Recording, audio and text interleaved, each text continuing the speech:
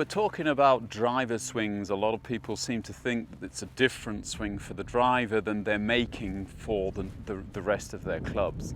I don't really think so. I'm trying to do exactly the same thing. There are simply changes that I make in my address position which cause a totally different swing plane and therefore a different looking golf swing. I think you'll also find the resistance from the left side of the body and the slightly wider stance will also make it look a little bit different. Even the movement of the body will be slightly changed because of the extra forces that the driver is creating. But as far as your thought process is, the program that you're calling up, it should be the same every time. So the main difference that we're doing with the driver is the change of spine angle and also the ball position. Obviously you're going to move the ball forward in order to hit it more in the upswing, and sometimes it's even advantageous to widen your stance. That will actually move the center of your motion further back behind the ball and increase the opportunity to hit the ball in the upswing. If you start hitting it considerably in the upswing, don't forget that that's going to mean that the path will have changed and you'll be swinging the club head slightly to the left. So it might be advantageous to actually aim a little bit to the right if you're going to have the ball very far left or you're going to widen your stance extensively. The other thing is the spine angle. If you think of the address position with a wedge against the driver, there's a great deal more upright stance, and this is going to help me to keep the club in plane on the swing without thinking about it by starting a different spine angle and obviously staying there. But the feelings that I have with every other club are no different with the driver. Now, what I can tell you, if you're using an alignment sticker or TRS when you're practicing this, you are never, ever, ever going to be able to hit a shot without getting a reminder. It's just not going to happen. The club and the lower arms will rotate earlier and it will hit you, so don't even bother.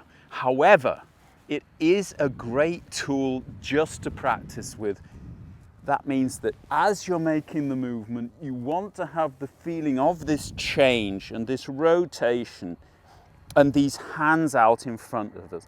We see that by all of the great golfers at the moment, that even with the driver, they're getting into this position. And this is what's obviously giving them this control over club face. If you can get into this position in impact, then the golf ball can't go anywhere else than straight. Now, for a lot of you, that's going to give you the feeling of blocking the club. That isn't necessarily the case. If you actually look at the movement, the wrists have released here.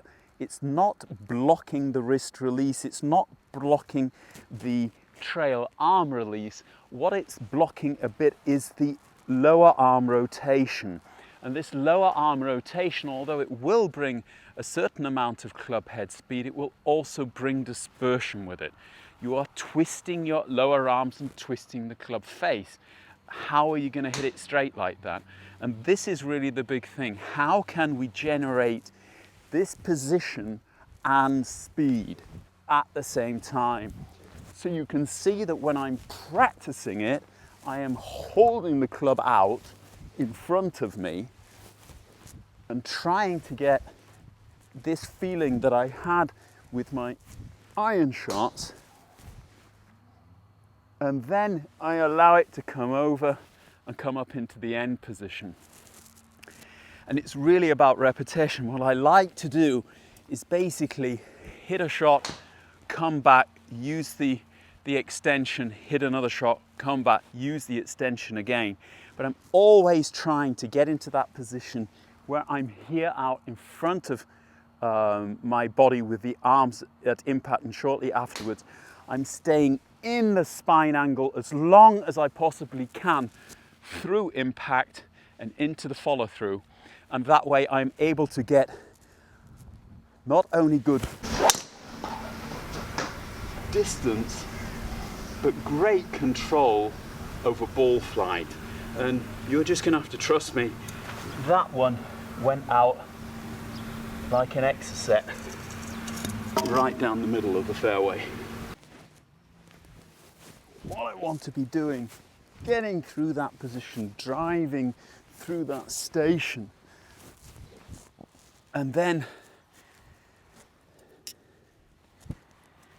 taking the club in my hand, setting up, trusting it. Oh, and that's a crackerjack as well. It's never gonna look perfect. It's never. You're not gonna be Rory. I'm not gonna be Rory. Dustin is a freak of nature, what he can do with his body. But the closer we get to this, the further we push our own boundaries, the better we'll get at this game, and the more chance we have of playing the handicap that we've always dreamt of. Hope you liked it. If you did, hit the like button. If you haven't subscribed to the channel, do that please. Tell your friends about us. We'll see you very shortly.